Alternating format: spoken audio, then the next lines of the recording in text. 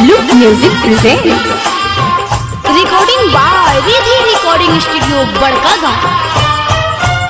आप सुन रहे हैं सिंगर राकेश बिहारी को।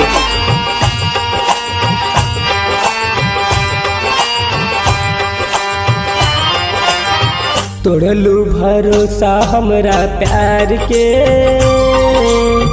चल गईलू दिल में छुरा मार के।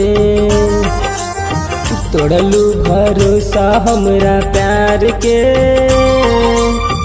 चल गईलू दिल में छुरा मार के। जानकर तुम मुझे जान न पाए, आज तक तुम मुझे पहचान न पाए। खुद ही की है बेवफाई तुमने, ताकि तुम पर कोई इल्जाम न आए। काबा कसूर न बतवलू हो,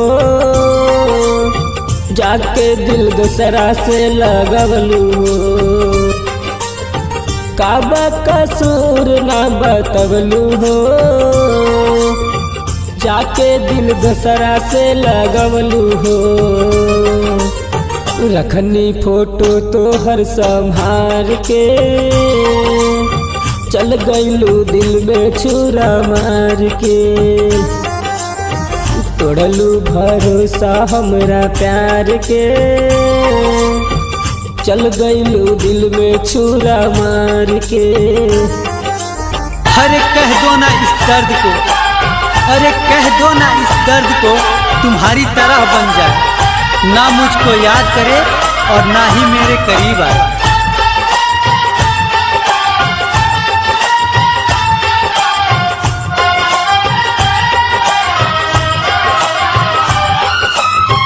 छोड़े के रहे हमर साथ हो, काहे के धैलू हमर हाथ हो। छोड़े के रहे हमर साथ हो, काहे के धैलू हमर हाथ हो। चुप बानी प्यार में हम हार के,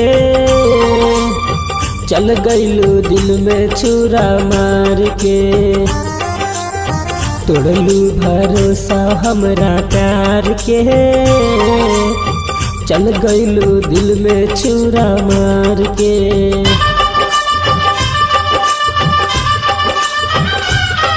खुशियों से नाराज है जिंदगी, बस प्यार की मुहताज है जिंदगी।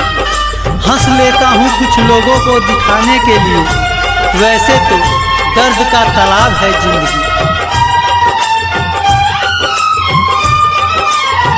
तोहरा पे कोई हम भरोसा हो, राकेश के देके गईलू धोखा हो। तोहरा पे कोई हम भरोसा हो, राकेश के देके गईलू धोखा हो। मन करे रख दी दहिया जार के, खुशबानी प्यार में हम हार के। तोड़लू भरोसा हमरा प्यार के, चल गईलू दिल में छुरा मार के।